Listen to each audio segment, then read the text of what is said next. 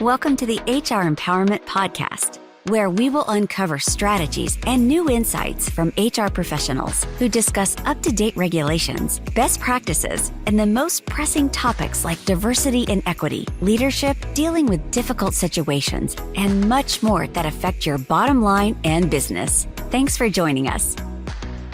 Hey everybody, Wendy Sellers here talking about AI in HR. Welcome back to episode 5. We're here with JC. Aloha. You can give us some stats about AI in business. Oh yeah, I got a whole ton for you here. Today, artificial intelligence is seen as the most innovative and promising field for managing the workplace and the people who work there. 40% of HR functions used by companies of all sizes around the world now use apps with AI added into them. And most of these companies are based in the United States, but some from Europe and Asia are also joining in.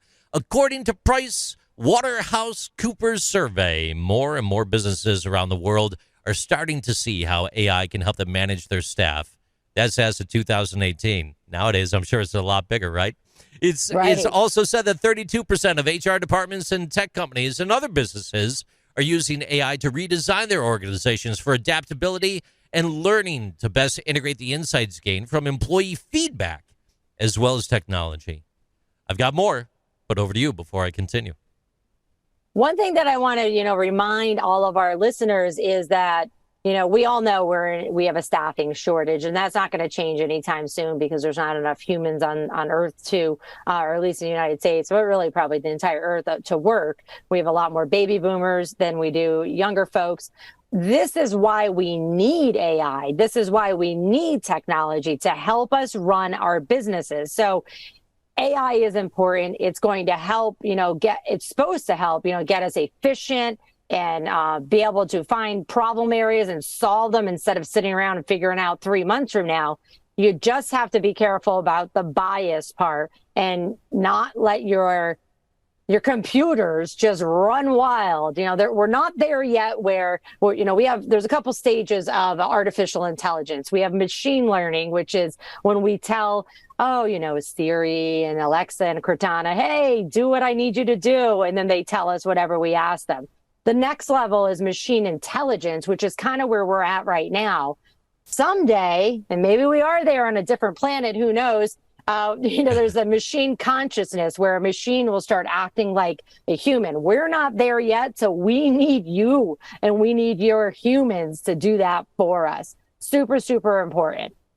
All right, talking about the bias here, and we have talked about different laws that were in effect. I've got some stats and information from some of those laws. In 2019, Illinois passed the Artificial Intelligence Video Interview Act, and this law applies to all employers in Illinois who use an AI tool to look at video interviews of job applicants. It was one of the first laws in the country about AI at work, and if an employer uses video interviews with artificial intelligence as part of the hiring process, this law very specifically requires them to tell applicants certain things and to get their permission.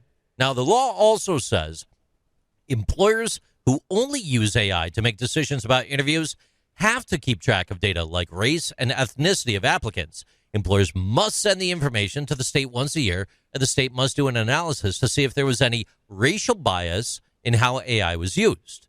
Fast forward to 2020, Maryland passed a law that is similar to this one, and it says that employers cannot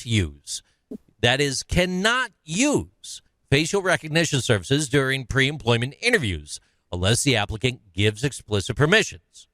After AI laws were passed in Illinois and Maryland, the New York City Council passed a law that will go into effect on January 1st, 2023, this year. And its main goal is to regulate AI that's used in standard HR technology, such as when employers use automated employment decision tools that haven't been audited for bias. Very important. Now, before using such a tool to screen a candidate or employee for an employment decision, the employer must first tell the person that it will be used. List the job qualifications and characteristics that the tool will use to evaluate the person, and post a summary of the bias audit and the date the tool will be distributed on its website. After being told that the tool is being used, the candidate or employee has the right to ask for a different way to choose candidates or an accommodation. It affords the employee that equal and fair opportunity, that candidate equal and fair opportunity. to opt out? I think that's fair. I think that's very fair. We don't know if this technology works. We think it does because we're like, oh, this is so cool. But that doesn't mean that it's right. When you showed me, JT, the Chat GPT, and I was like, oh my God, mind blown. I immediately sent it to my friend who's a writer and an editor. And she's like, yeah, that's plagiarism. Just wait and see. And I was like, I know, but it's not going through the plagiarism check. Right. And then that one came up with the college student figuring out the plagiarism check. I sent that to her. She's like, yeah, that didn't take long. So, just because it's cool and potentially helpful doesn't mean that it's not discriminatory. And remember what we said earlier in the session today, that there are a lot of states, 16 or 17, that have some kind of legislation that is either pending, some have failed, regarding AI. They're not all just in the workplace, they're also in retail too. But look up to see what your state is doing about AI, specifically in the workplace, and then even in retail and everything else, so that you as a consumer know your rights. We want to use AI to help us, but when we're the one that is being projected on, sometimes we go, well, wait a minute, that's not right. But in HR land, we're like, anything we can do to help, fill these positions and keep everybody in line and keep everybody motivated, engaged. Use AI as a tool, not as the end all be all, because you will end up in court. Well, maybe you won't, but you will definitely be accused of something for sure. But I just think it's all fascinating. And, there's going to just continue to be even more AI options. For the folks that are like confused about what the heck is AI, it's technology. That's what it is. It's technology that takes data, takes information from somewhere. For most of you, it's going to take data from you, the HR person, are putting data into a system, and then it's taking that data and it's analyzing it and predicting the future. Well, data in, data out. If you put crappy data in, you're going to get crappy data out. And interestingly, a good core of our discussions today have been around the chatbot type models or the interfaces to provide information forward. But if we take a look at Amazon, they have what's known as cobots. And cobots are now being put to work in factories and warehouses all over the world. And what they do is they work together with people. They help with a growing number of tasks and don't always take over the entire job. Amazon has 100,000 cobots that are powered by AI. This has cut the time it takes to train a worker to less than 2 days. And cobots are now being used by Airbus and Nissan to speed up production and make their factories more efficient. That's fascinating to me. That really is. That's amazing. I'm going to have to get off this podcast and research that, because I was just doing a training here on AI, and I could have done it for like 10 hours just because I just kept going down these holes and pits, because I was like, this is just fascinating. Yeah. But I'm also like, okay, where do you get the data? Where do you get the data? Where do you get the data? So if you take anything out of today, like, please, folks, use AI, use technology, but don't toss your humans out, because the humans have to add the data in order to analyze it and use predictive analytics and people analytics. And then we also just, technology doesn't determine emotion yet, maybe with emojis and stuff like that. But everybody uses fake emojis when they want everybody to think they're super cool. So, and yeah, there's going to be, I think there's a lot more. I don't know. I'm going to go with like 50-50 on the risks and the rewards. I think the rewards are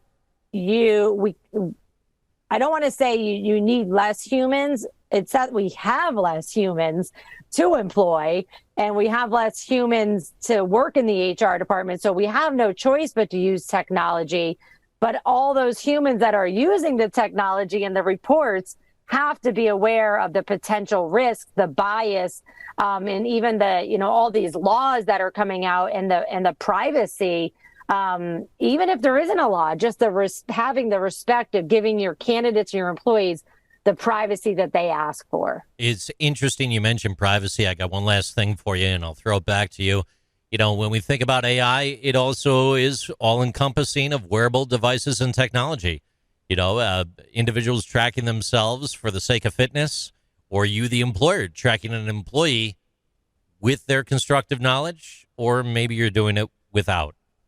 And that will be a very interesting area of law to expose itself in the coming years. At the end of the day, instead of talking about how to implement AI without, let's say, the risk of business failure or legal battles, it might make more sense just to very simply go back to the drawing board and focus on the very simple question as to whether or not AI will lead to a more prosperous and thriving workplace.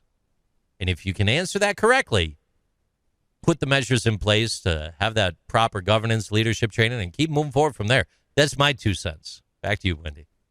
I would say my final 2 cents is about the fact that anytime we track another human being, whatever it might be, their location, when they clocked in, when they clocked out, their productivity levels, their emotional state of well-being, there's this psychological fear, that whether you're my spouse or you're my employer, like, why are you tracking me? Do you not trust me? Without my consent. Yeah, even with the consent. So, because it could be, part of the job. If you work here, you get tracked on all this. And it's how you explain it to the employee, where it's like, hey, we're tracking your productivity. We're having feedback conversations all the time. Your manager's putting notes in this system and thumbs up, thumbs down, not because we don't trust you, because we want you to be awesome and the best at what you can do. And we want to help you when you're struggling. That's the conversation that needs to happen. But unfortunately, JC, this, that's not what happens. Is employers say, nope, you're losing productivity today. You're out the door. Yeah. And then it turns out to be an FMLA issue or an ADA issue or, a workers' comp issue or something like that, or a bereavement. And you just threw out a really good employee because you looked at a report and you didn't have a human go to them and say, hey, JC, what's going on? Yeah. Human resources requires humans and robots. That's all and robots. And robots too.